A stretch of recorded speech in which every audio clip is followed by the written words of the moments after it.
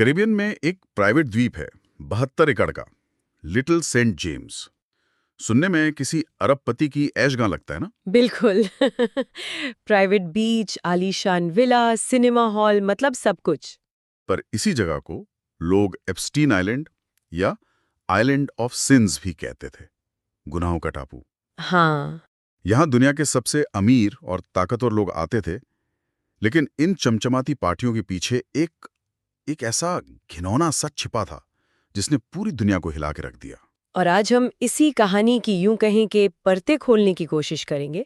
हमारे पास जो भी जानकारी है, जो स्रोत हैं, उनके आधार पर हम ये समझने की कोशिश करेंगे कि जेफरी एप्स्टीन, जो कभी एक स्कूल में मैथ्स पढ़ाता था, वो अचानक इतना ताकतवर और रहस्यमय कैसे बन गया। हाँ, यही तो सवाल है। उसके इस आलीशान साम्राज्य के पीछे का राज क्या था? और वो सबसे बड़ा सवाल जो आज भी हवा में तैर रहा है, क्या उसकी मौत वाकई एक खुदकुशी थी या उसे हमेशा के लिए चुप करा दिया गया?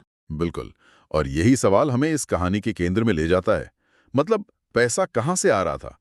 प्रिंस एंड्रू से लेकर बिल क्लिंटन तक इतने बड़े बड़े नाम उसके साथ क्यों जुड़े थे? और ये एप्स्टीन फाइल्स का क्या चक्कर है? हाँ, ये फाइल्स जिनकी वजह से आज भी व्हाइट हाउस से लेकर बकिंगम पैलेस तक में बेचैनी है। चलिए इस उलझे हुए जाल को समझने की कोशिश करते हैं। तो चलिए शुरू से शुरू करते हैं। मुझे आज भी ये बात हैरान करती है कि ये सब एक मामूली मैथ्स टीचर से शुरू हुआ।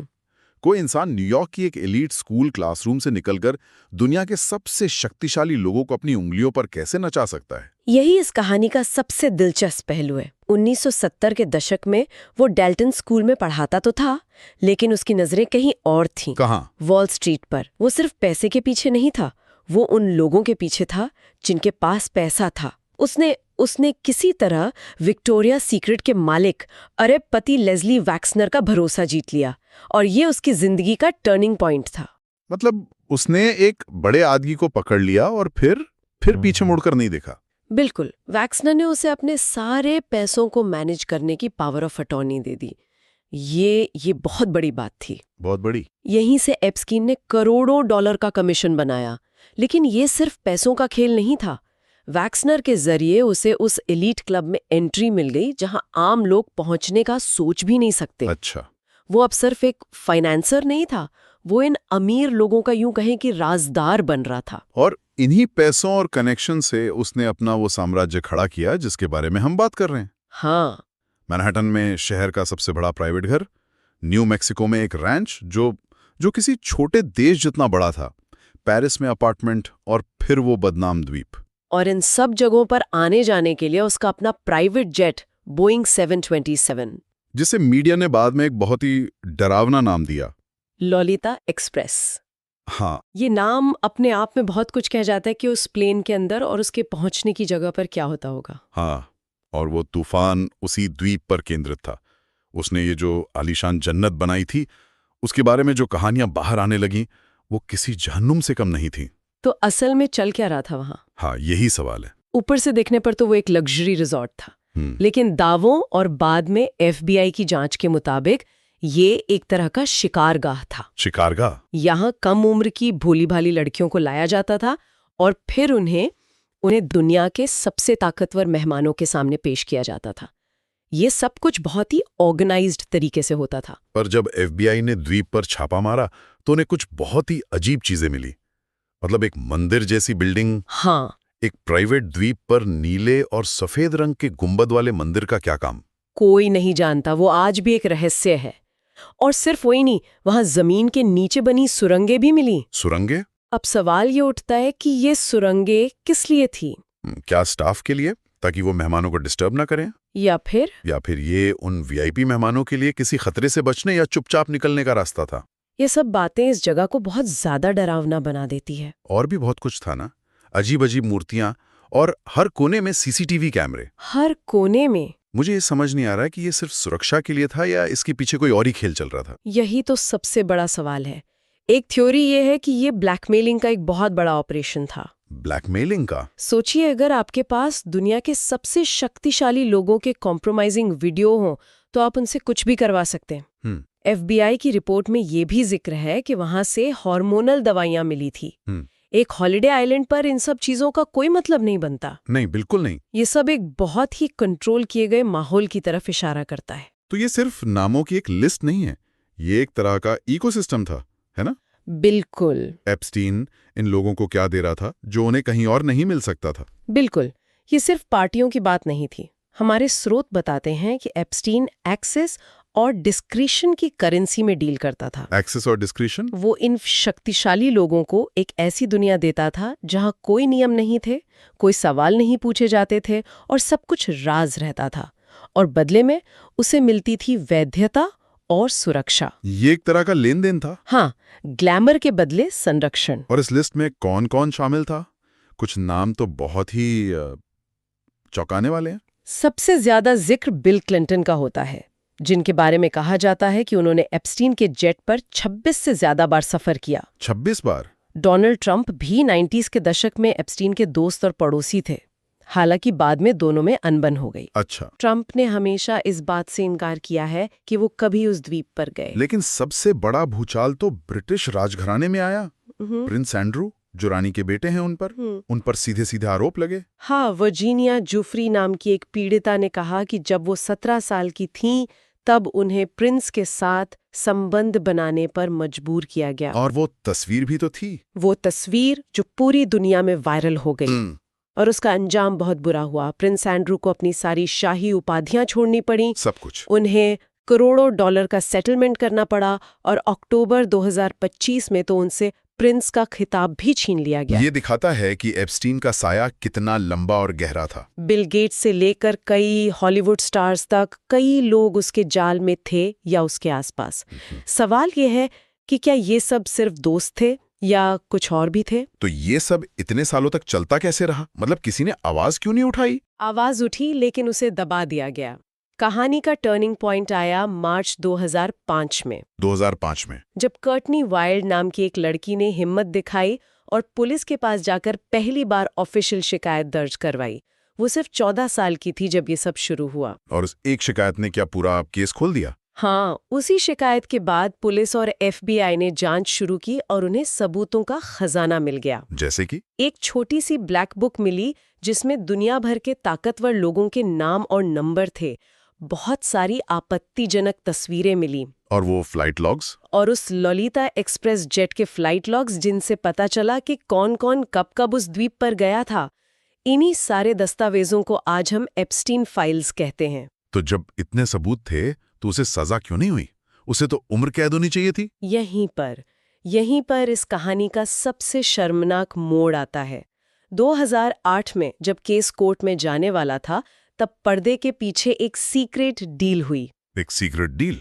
उस समय के US अटॉर्नी अलेक्जेंडर अकोस्टा और एप्स्टीन के महंगे वकीलों ने मिलकर पीड़ितों को बताए बिना एक समझौता कर लिया। ये न्याय का मजाक था। कैसी डील थी ये? मतलब सजा में क्या मिला? उसे सिर्फ 18 महीने की सजा हुई, वो भी एक लोकल जेल में। सिर्फ 18 महीने? और जेल में भी उसे VIP ट्रीटमेंट मिला। वो दिन में 12 घंटे के लिए जेल से बाहर अपने ऑफिस जा सकता था और रात में सिर्फ सोने के लिए वापस आता था। क्या? 13 महीने में ही उसे रिहा कर दिया गया। इस डील ने न सिर्फ एप्स्टीन को बचाया, बल्कि उसके उन सभी ताकतवर दोस्तों को भी बचा लिया जिनके नाम सामने आ सकते थे। ये तो यकीन करने लायक नहीं है। मतलब पूरा सिस्टम ही उसे बचाने में लगा था, पर फिर वो दोबारा पकड़ा कैसे गया? उसका घमंड ही उसे ले डूबा। जेल से निकलने के बाद भी वो अपनी ताकत और कनेक्शंस की नुमाइश करता रहा। उसने मीडिया में इंटरव्यू दिए, जिससे वो सीक्रेट डील पब्लिक में लीक हो गई। लोगों को गुस्सा आया कि एक इतने बड़े अपराधी को ऐसे कैसे छोड़ दिया गया। और फिर पीड़ितों ने भी हिम्मत दिखाई। हाँ, और यहाँ हमें उन पीड़ितों के साहस को सलाम करना होगा। कर्टनी वाइल्ड के बाद और भी लड़कियां सामने आईं। उन्होंने 2008 के उस डील को कोर्ट में चैलेंज किया। वर्जीनिया जोफ्री ने एक सिविल केस फाइल किया, जिसमें उसने गिस्लीन मैक्सवेल का नाम भी लिया। गिस्लीन मैक्सवेल, ये कौन है? इसका क्या रोल था इस पूरे नेटवर्क में? गिस्लीन मैक्सवेल वो एप्स्टीन की गर्लफ्रेंड और सबसे बड़ी राजदार थी। उसे इस पूरे ऑपरेशन का मास्टरमाइंड कहा जाता है। मास्टरमाइंड? वो एक अमीर ब्रिटिश परिवार से थी। उसके कॉन्टैक्ट्स बहुत अच्छे थे। उसका काम था भोली भाली कम उम्र की लड़कियों को मॉडलिंग या नौकरी का झांसा देकर फंसाना और फिर उन्हें एप्स्टीन के हवाले करना। हाँ, वो लड़कियों को सिखाती थी कि मेहमानों को कैसे खुश करना है। मतलब वो इस रैकेट की रिक्रूटर थी। बिल्कुल। और सालों तक ये केस दबा रहा, लेकिन 2018 में मियामी हेराल्ड की एक जर्नलिस्ट जूली के ब्राउन ने एक इन्वेस्टिगेटिव सीरीज की। Perversion of justice. हाँ, परवर्जन ऑफ जस्टिस। उसने ये खुलासा किया कि कैसे फ्लोरिडा के पूरे जस्टिस सिस्टम ने मिलकर एप्स्टीन को बचाया था।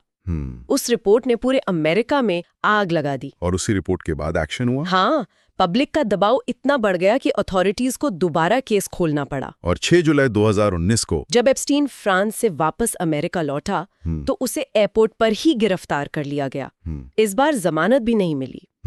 और ये वो पल था जब दुनिया भर के शक्तिशाली लोगों की सांसें अटक गईं। उन्हें डर था कि इस बार बचने के लिए एप्स्टीन एक एक करके सबके नाम लेना शुरू कर देगा। वो एक टाइम बॉम्ब की तरह था जो कभी भी फट सकता था। लेकिन वो बॉम्ब कभी फटा ही नहीं। ट्रायल शुरू होने से पहले ही 10 अगस्त 2019 को खबर आई कि न्यूयॉर्क की सबसे सुरक्षित जेलों में से एक में एप्स्टीन ने आत्महत्या कर ली है। आधिकारिक तौर पर तो यही कहा गया, लेकिन जिस तरह से ये सब हुआ उस पर कोई यकीन नहीं कर पाया। कोई भी नहीं। उस रात सेल के बाहर के दोनों सीसीटीवी कैमरे खराब थे। ये सब महज एक इत्तेफाक मानना बहुत मुश्किल है। तो ज्यादातर लोगों को यही लगता है कि उसे मरवा दिया गया। एक बहुत बड़ी आबादी यही मानती है। थ्योरी ये है कि उसे इसलिए चुप करा दिया गया ताकि वो बड़े बड़े राज अपने साथ ही ले जाए। और सच शायद कभी पता नहीं चलेगा। शायद कभी नहीं, लेकिन उसकी मौत ने सवालों का एक नया बवंडर खड़ा कर दिया। एप्स्टीन तो चला गया, लेकिन कहानी खत्म नहीं हुई। अब सारा ध्यान घिसलीन मैक्सवेल पर आ गया। बिल्कुल। FBI ने उसे ढूंढना शुरू किया और लगभग 1 साल बाद 2 जुलाई 2020 को उसे न्यू हैम्पशायर के घर से गिरफ्तार किया गया, जहां वो छुप कर रह रही थी। तो वो बच नहीं पाई। एप्स्टीन तो बच निकला, लेकिन मैक्सवेल कानून के शिकंजे से नहीं बच पाई। उसके ट्रायल में पीड़िताओं ने जो दर्दनाक कहानियां सुनाई, उन्होंने पूरी दुनिया को झकझोर कर रख दिया। और उसे सजा हुई। हाँ, जून 2022 में घिसलिन मैक्सवेल को लड़कियों की तस्करी के जुर्म में 20 साल जेल की सजा सुनाई गई। 20 साल। इसके अलावा एप्स्टीन की प्रॉपर्टी से एक विक्टिम कॉम्पेंसेशन फंड बनाया गया, जिससे 150 से ज्यादा सर्वाइवर्स को अब तक $121 मिलियन दिए जा चुके हैं। तो इन सब का क्या मतलब है? क्या मैक्सवेल के जेल जाने से ये केस बंद हो गया? एप्स्टीन फाइल्स का क्या हुआ? नहीं, केस बंद नहीं हुआ, बल्कि एप्स्टीन की मौत के बाद उन फाइल्स को लेकर सियासत और तेज हो गई। कैसे? 2025 में डोनाल्ड ट्रंप के दोबारा राष्ट्रपति बनने के बाद इस मामले में एक नया मोड़ आया। उन्होंने चुनाव प्रचार में वादा किया था कि वो इन फाइल्स को पब्लिक करेंगे। और क्या उन्होंने ऐसा किया? हाँ, नवंबर 2025 में रिपब्लिकन और डेमोक्रेट दोनों पार्टियों ने मिलकर एप्स्टीन फाइल्स ट्रांसपेरेंसी एक्ट पास कर दिया। अच्छा। सरकार को 19 दिसंबर 2025 तक की डेडलाइन दी गई कि वो ज्यादा से ज्यादा दस्तावेज पब्लिक करे। तो जो फाइल्स दिसंबर में रिलीज हुई, उनमें क्या कोई नया खुलासा हुआ? कुछ नई बातें सामने आईं। मैक्सवेल की कुछ ईमेल से पता चला कि वो प्रिंस एंड्रयू के लिए एक कोड नेम इस्तेमाल करती थीं, the invisible man. The invisible man. साथ ही ट्रंप की फ्लाइट्स के बारे में भी नए रिकॉर्ड सामने आए, जो दिखाते थे कि उन्होंने पहले बताए गए आंकड़ों से ज्यादा बार एप्स्टीन के जेट से सफर किया था। लेकिन यहाँ एक पेच है। डेडलाइन के बाद भी अभी भी 10 लाख से ज्यादा पन्ने पब्लिक नहीं किए गए हैं। 10 लाख से ज्यादा? हाँ, ऐसा लग रहा है कि सरकार और अदालतों के बीच एक लड़ाई चल रही है। कुछ लोग कहते हैं कि ये पीड़ितों की प्राइवेसी बचाने के लिए है, जबकि दूसरों का मानना है कि ये अब भी कुछ बड़े नामों को बचाने की कोशिश है। ये लड़ाई आज भी जारी है। तो आज जेफरी एप्स्टीन इस दुनिया में नहीं है, लेकिन उसके गुनाहों का साया दुनिया के सबसे ताकतवर लोगों पर अब भी मंडरा रहा है। बिल्कुल। प्रिंस एंड्रयू अपना सम्मान खो चुके हैं, घिसलीन मैक्सवेल जेल में हैं, और कई अरबपति आज भी अपनी दोस्ती की सफाइयां दे रहे हैं। ये कहानी हमें दिखाती है कि पैसा और ताकत जुर्म को कुछ समय के लिए छुपा तो सकते हैं, लेकिन हमेशा के लिए मिटा नहीं सकते। 2005 में एक लड़की की हिम्मत से जो सफर शुरू हुआ था, वो आज दुनिया का सबसे बड़ा स्कैंडल बन चुका है। ये सिर्फ एक आदमी के अपराधों की कहानी नहीं है, ये उस पूरे सिस्टम के बारे में है जो ऐसे अपराधियों को बचाता है और ताकत देता है। हमारे स्रोत बताते हैं कि 10 लाख से ज्यादा दस्तावेज अभी भी गुप्त हैं। हाँ। तो ये कहानी सिर्फ एप्स्टीन के अपराधों के बारे में नहीं रह जाती। असली सवाल ये है कि वो कौन से ताकतवर सिस्टम थे जिन्होंने इतने सालों तक ये सब होने दिया, और क्या वे सिस्टम आज भी वैसे ही काम कर रहे हैं?